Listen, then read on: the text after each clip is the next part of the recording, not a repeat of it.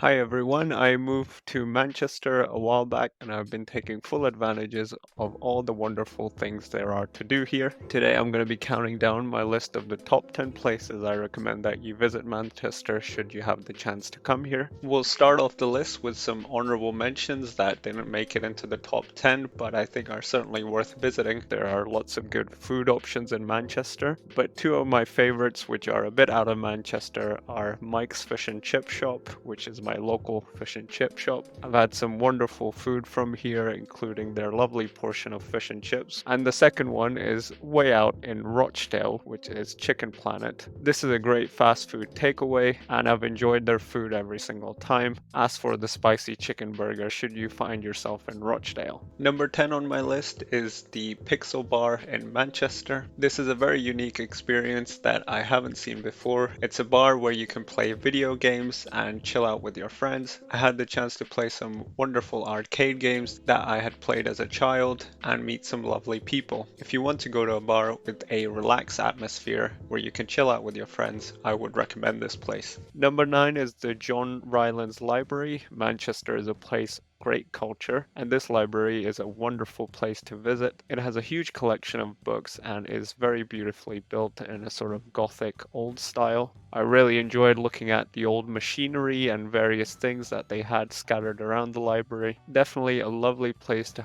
quick look and walk around. For number 8, we have the Ezra and Gill Coffee Shop. Manchester is littered with some fantastic cafes where you can sit down, have a lovely hot drink and a cake, and catch up with your friends. One of my favorites has been the Ezra and Gill Coffee Shop. I managed to nab this lovely hot drink and a cake for under £5, all the while getting a lovely view of Manchester, so I would say this one was a good bargain. Number 7 is the Manchester Art Gallery. Continuing with the theme of culture, I really enjoyed visiting this art gallery and looking at all the historic paintings that were there. There were some really beautiful pieces and I loved the whole decor of the gallery itself. In particular, they had a miniature model of the solar system, which I really enjoyed looking at. They also had some great contemporary works, which were interesting to contrast with the old style paintings. If you're a fan of looking at art and visiting galleries, I would certainly put this on your to-do list. Number 6 on the list is Media City. Manchester is a place with a lot of rich history, beautiful architecture and historic buildings, but it's also refreshing to see the new side of Manchester, which includes areas such as the Media City. The big British television broadcasters such as the BBC and ITV have relocated from London to the north in Manchester, and this is a lovely, clean and beautiful area of Manchester that is certainly worth visiting. I really liked walking around the water, seeing the modern buildings, and watching people take part in the exciting activities there are to do around here. Although this is a bit out of town, I would definitely give the Media City a visit. Number 5, I put the Manchester Science and Industry Museum. I'm a big fan of museums and I found lots of them in Manchester.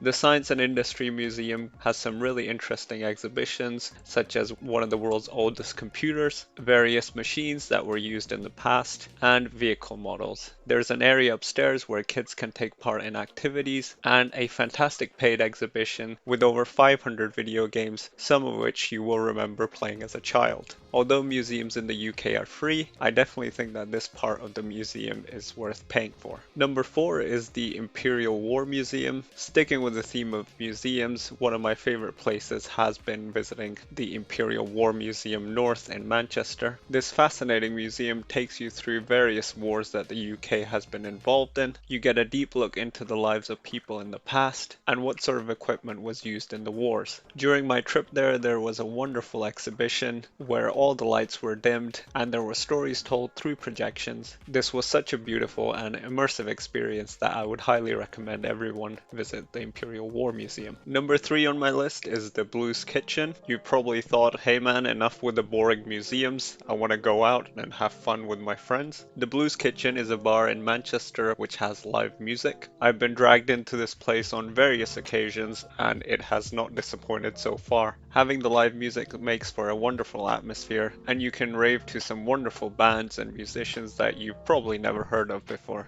This is a really nice place to let loose and just have a bit of fun with your friends. Number 2 in my place is the Larkhill Place inside the Salford History Museum. You might be thinking, hey man, another museum? But hold on, this is a wonderful Victorian style street that's been built inside a museum. It's one of the most beautiful and immersive experiences that I've had. You really get a sense of walking around like you lived in the past, and it gave me lots of Harry Potter vibes. If you want to know what it feels like to walk around in the past, I would definitely recommend this as an amazing immersive experience. Just before we do my final pick, I thought it would be worth mentioning some places that I did not enjoy fully or I thought were a bit overhyped. This included the Manchester Canal, which I just thought was a bit disappointing. The water did not look very clean and the place did not look as beautiful as I thought it would be. Two restaurants that I was not impressed by were Turtle Bay, which is a restaurant and bar that sells soul food. I was just not a fan of the food, although these two look like they really enjoyed it. And Nando's, which you find everywhere